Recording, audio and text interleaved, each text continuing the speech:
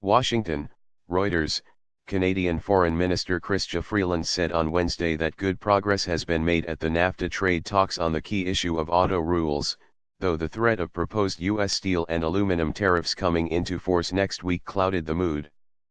Freeland, U.S. Trade Representative Robert Lighthizer and Mexican Economy Minister Ildefonso Guajardo met for a second straight day in a push to seal a quick deal on revamping the North American Free Trade Agreement.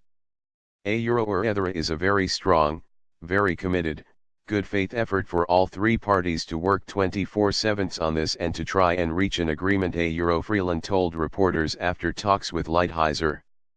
The bulk of talks focused on rules of origin governing what percentage of a car needs to be built in the NAFTA region in order to be sold tariff-free within North America, she said.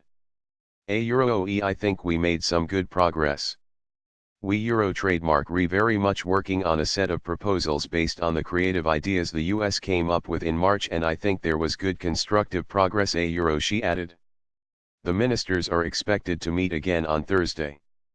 U.S. President Donald Trump trademark's negotiators initially demanded that North American-built vehicles contain 85% content made in NAFTA countries by value, up from 62.5% now.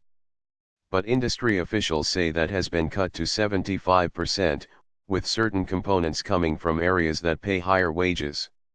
The U.S. trade representative was still pushing its proposal for wage standards for certain auto parts, a person briefed on the talks told Reuters.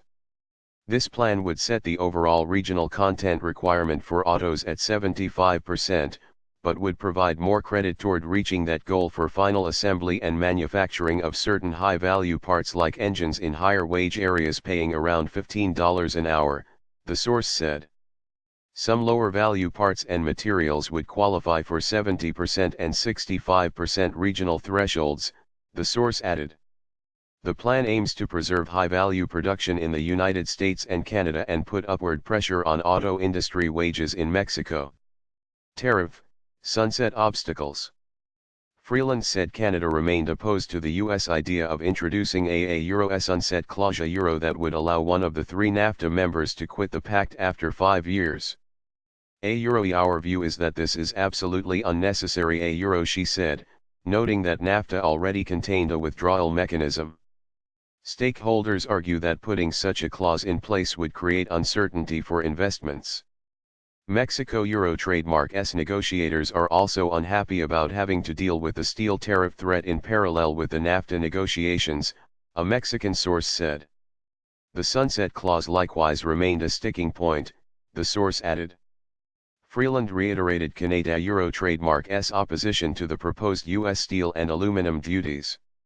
Trump unveiled the tariffs in March but suspended them for Canada and Mexico until May 1, citing the wish to see progress at the NAFTA talks.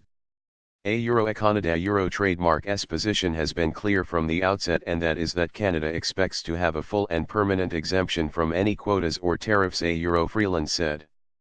Separately, Canadian Prime Minister Justin Trudeau trademark's Chief of Staff, Katie Telford, who attended some of the most recent NAFTA talks, said late on Wednesday that she would probably be flying back to Washington on Thursday. Although the Trump administration has been pressing for a quick deal, several major topics remain to be settled.